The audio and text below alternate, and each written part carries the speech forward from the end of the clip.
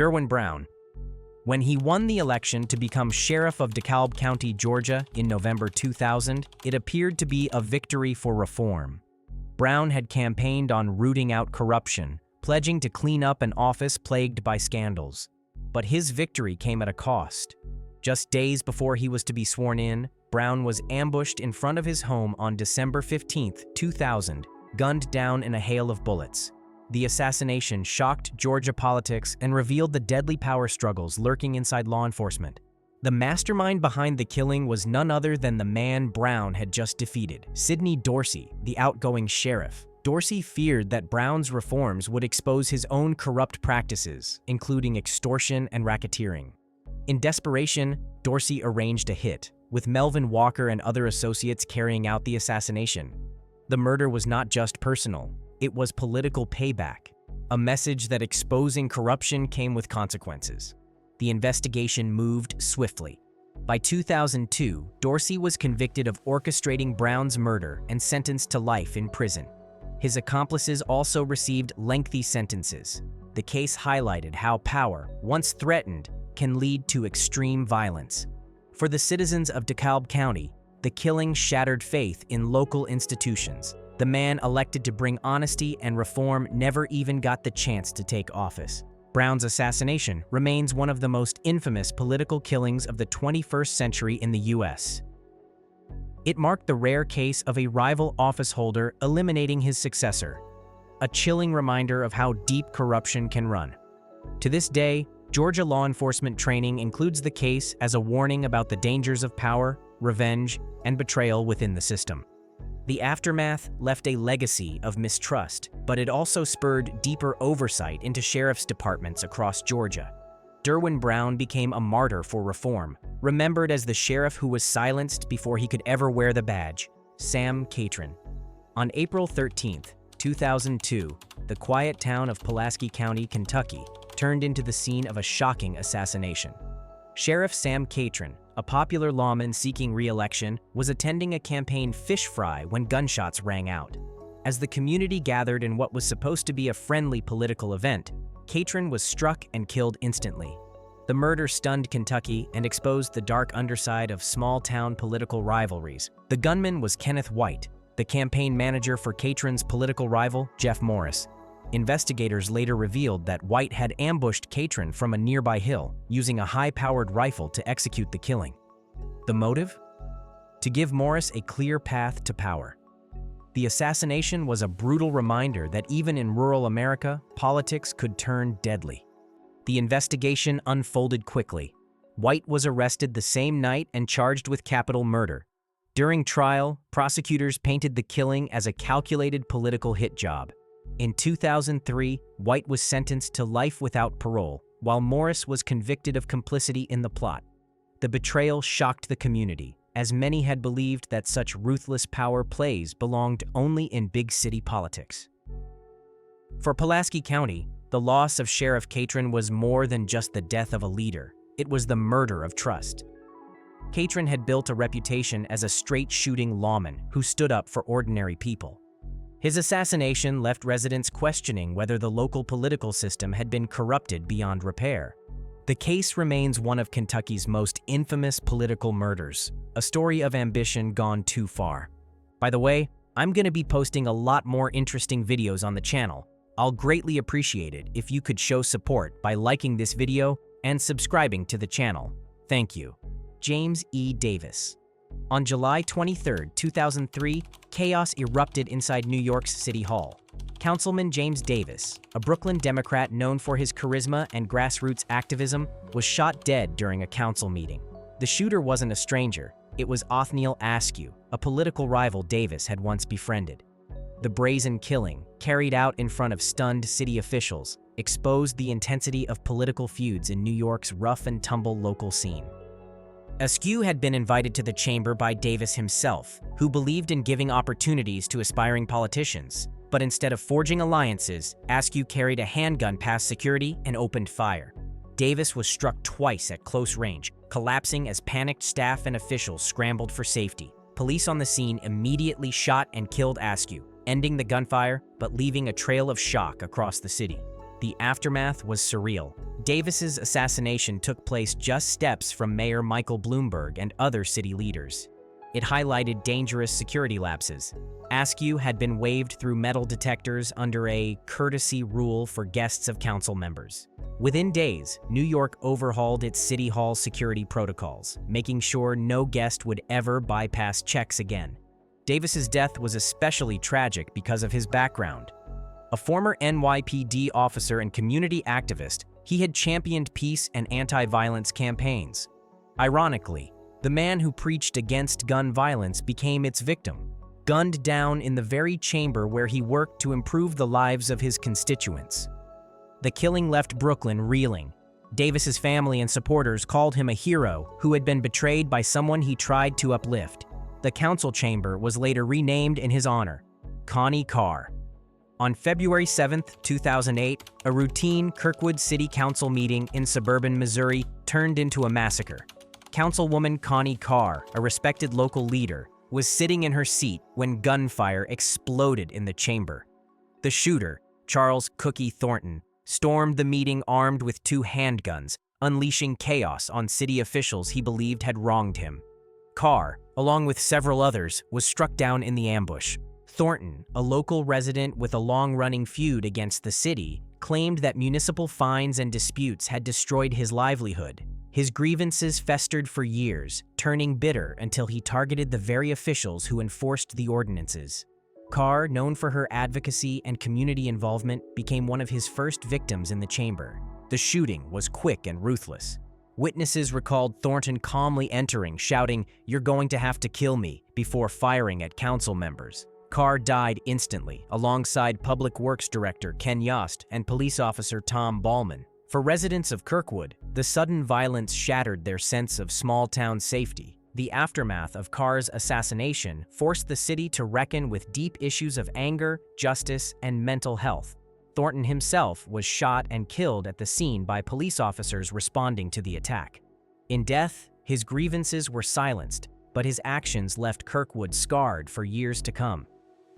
Today, Connie Carr is remembered not just as a victim, but as a dedicated public servant whose life was cut short by violence rooted in personal vendetta. Michael H.T. Lynch. That same night in Kirkwood, Councilman Michael Lynch was also among those slain. Lynch had built a reputation as a thoughtful, engaged council member, often working to balance community disputes. But on February 7, 2008, he was sitting just feet away from his colleague Connie Carr when Thornton's rampage tore through the chamber. Lynch was shot and killed before he could react. Thornton's bullets didn't discriminate. He aimed at those he saw as the face of city authority. Lynch, who had no personal quarrel with the shooter, became a casualty simply for being part of the council. It was an assassination by association, proof that Thornton's rage extended to the institution itself rather than one individual. For Kirkwood, losing 2 sitting council members in one night was devastating. The council chamber, once a symbol of civic debate, became a crime scene drenched in blood. Residents were left questioning how disagreements over fines and ordinances had escalated into outright war against their leaders. The funerals for both Carr and Lynch drew large crowds, uniting a grieving community. State and local officials promised reforms in municipal processes to ensure grievances were handled before they exploded into violence. Yet the trauma lingered. Every council meeting that followed carried the memory of that night. Mike Swoboda. Mayor Mike Swoboda survived the initial Kirkwood City Hall shooting, but the attack left him gravely wounded.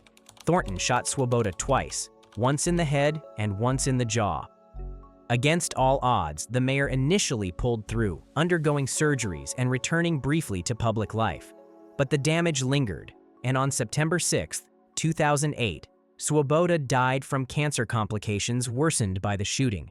Swoboda had been a central figure in Kirkwood politics, known for his leadership during turbulent times.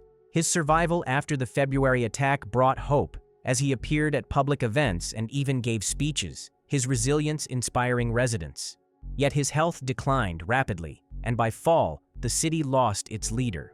The attack that claimed Swoboda's life was one of the most deadly assaults on municipal leadership in modern U.S. history, with 2 council members, a public works director, 2 police officers, and eventually the mayor dead. Kirkwood became a symbol of how local governance could become a flashpoint for violence. In the months following Swoboda's death, Kirkwood rebuilt its council and implemented stricter security at city meetings. The tragedy also sparked broader conversations nationwide about protecting local officials, many of whom serve without security details or protective measures.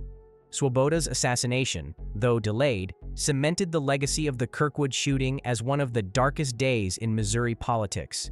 For his community, his life embodied service, but his death became a reminder of how vulnerable that service can be. Bill Gwatney. On August 13, 2008, politics in Arkansas was shaken to its core.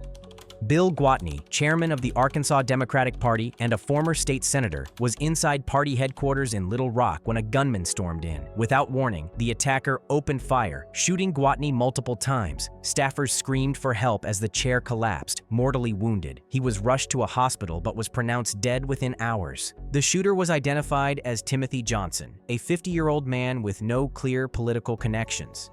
Johnson fled the scene and led police on a high-speed chase before being shot and killed in a standoff. The randomness of the attack left investigators puzzled. While some speculated about political motives, others believed Johnson was mentally unstable, lashing out violently without a coherent reason.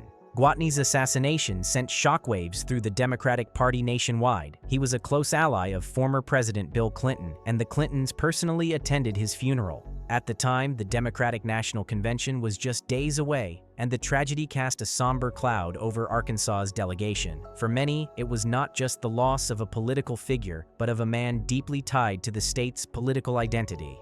In the aftermath, party officials beefed up security at local and state offices, fearing that Gwatney's killing signaled a new era of risk for political leaders. The tragedy also highlighted how unpredictable and vulnerable local political environments can be, even at a state party office in broad daylight. Today, Bill Gwatney is remembered as a loyal Democrat, a businessman turned politician, and a dedicated public servant whose life was cut short at 48.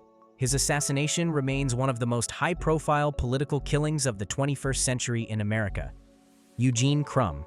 On April 3, 2013, residents of Mingo County, West Virginia, were stunned when Sheriff Eugene Crum was shot and killed in broad daylight. Crum, a newly elected sheriff known for his hard stance on the region's prescription pill epidemic, was sitting in his patrol car outside the courthouse in Williamson when a gunman approached. One fatal shot ended his life in seconds. The shooter was Tennis Melvin Maynard, a 37-year-old man with a history of mental illness. Witnesses said he walked directly up to Crum's vehicle and fired without hesitation before fleeing. Maynard was later captured after being wounded in a confrontation with police. The community, already struggling with drug-related violence, now faced the murder of its top lawman. Crum's killing struck a nerve because he had made fighting drugs his #1 mission since taking office just 3 months earlier. Locals praised him for aggressively shutting down pill mills, targeting traffickers, and making it clear that Mingo County would no longer tolerate rampant opioid abuse. His assassination was widely seen as a retaliation against his crackdown. The outpouring of grief was immense. Thousands attended Crum's funeral, including state leaders and law enforcement from across the region. His death spurred renewed efforts to address the opioid crisis, with his name becoming a rallying cry in West Virginia's war against drugs. Mike McClelland. On March 30, 2013, Texas was rocked by the murder of Mike McClelland, the elected district attorney of Kaufman County, and his wife, Cynthia. The couple was found shot to death inside their home, executed with high-powered weapons. Their killing came just 2 months after Assistant District Attorney Mark Hasse had been gunned down outside the courthouse in broad daylight. Together, the murders signaled that someone was targeting prosecutors. The investigation soon revealed a shocking suspect, Eric Williams, a former justice of the peace who had been prosecuted by McClelland's office for theft and lost his career. Fueled by anger and revenge, Williams launched a campaign of terror against those he blamed for his downfall.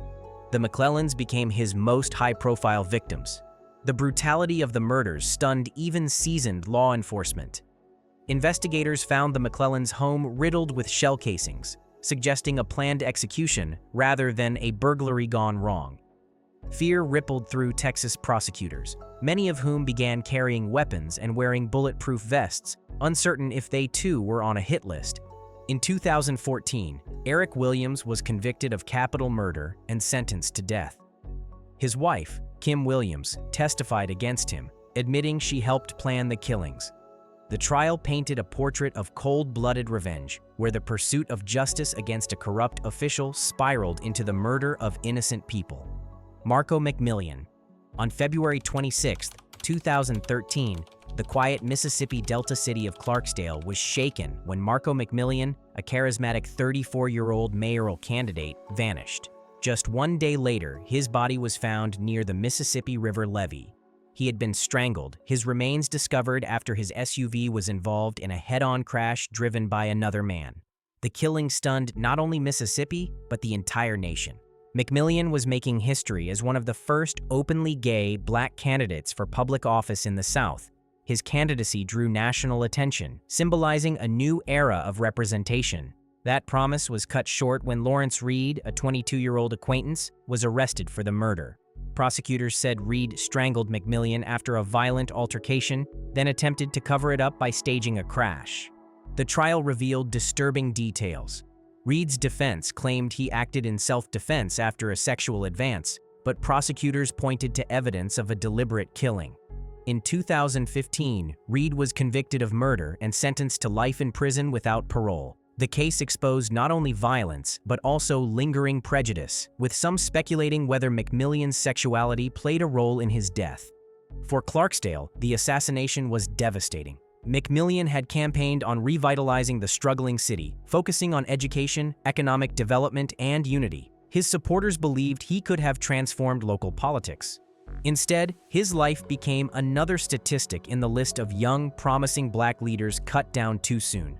Nationally, McMillian's murder ignited conversations about race, sexuality, and violence in politics. Civil rights groups honored his legacy, while his tragic death remains a cautionary tale of how identity and ambition can make public figures targets of violence in America. Eunice Dwumfour. On February 1, 2023, gunfire ripped through the suburban community of Sayreville, New Jersey. Eunice Dwumfour, a 30-year-old councilwoman, was found shot multiple times inside her SUV, which then crashed near her home. Neighbors rushed outside to find her slumped behind the wheel, but it was too late. Dwumfour was pronounced dead at the scene, becoming one of the most shocking political assassination cases in recent U.S. history. Dwumfour, a Republican and the first black woman elected to the Sayreville Council, was a rising star known for her community work and strong faith. Investigators launched a manhunt that quickly stretched beyond New Jersey. By May 2023, authorities arrested Rashid Ali Bynum, a man with ties to a church Dwumfour once attended. Prosecutors alleged that Bynum had tracked her movements and ambushed her in a targeted killing. The case gripped New Jersey politics. Governor Phil Murphy called the murder a shocking, senseless act of violence, while residents demanded answers. The motive remains complex. Prosecutors suggested disputes tied to church relationships and finances, but investigators confirmed it was a premeditated attack.